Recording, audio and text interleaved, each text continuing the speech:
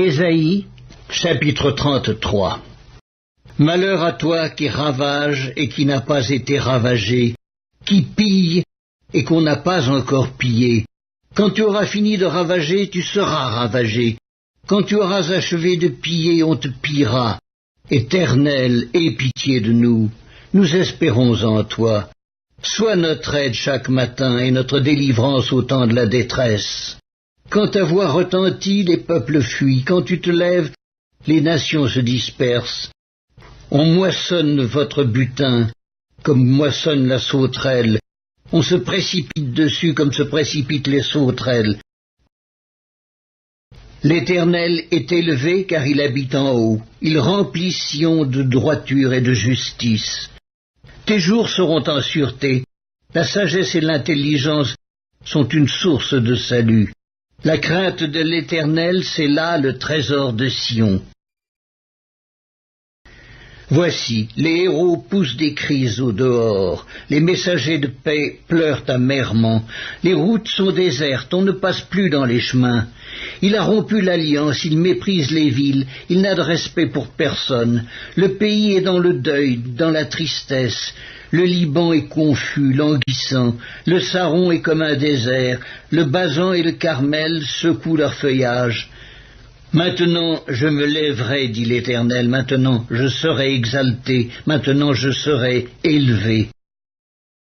Vous avez conçu du foin, vous enfanterez de la paille. Votre souffle, c'est un feu qui vous consumera. Les peuples seront des fournaises de chaux, des épines coupées qui brûlent dans le feu. Vous qui êtes loin, écoutez ce que j'ai fait.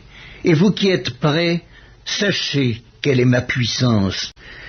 Les pécheurs sont effrayés dans Sion, un tremblement saisit les impies.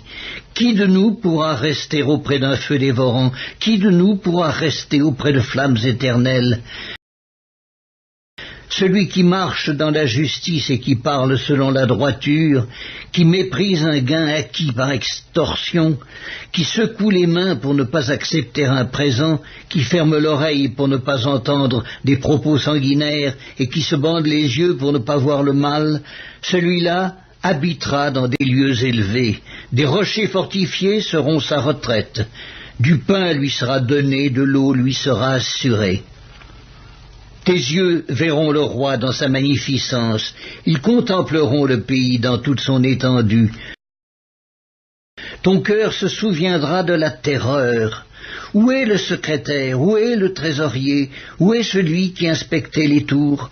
Tu ne verras plus le peuple audacieux, le peuple au langage obscur qu'on n'entend pas, à la langue barbare qu'on ne comprend pas. Regarde Sion, la cité de nos fêtes. Tes yeux verront Jérusalem, séjour tranquille, tente qui ne sera plus transportée, dont les pieux ne seront jamais enlevés et dont les cordages ne seront point détachés. C'est là vraiment que l'Éternel est magnifique pour nous. Il nous tient lieu de fleuves, de vastes rivières, où ne pénètrent point de navires à rames et que ne traverse aucun grand vaisseau. Car l'Éternel est notre juge, l'Éternel est notre législateur, l'Éternel est notre roi. C'est lui qui nous sauve. Tes cordages sont relâchés, il ne serre plus le pied du mât et ne tendent plus les voiles. Alors, on partage la dépouille d'un immense butin. Les boiteux mêmes prennent part au pillage. Aucun habitant ne dit « je suis malade ». Le peuple de Jérusalem reçoit le pardon de ses iniquités.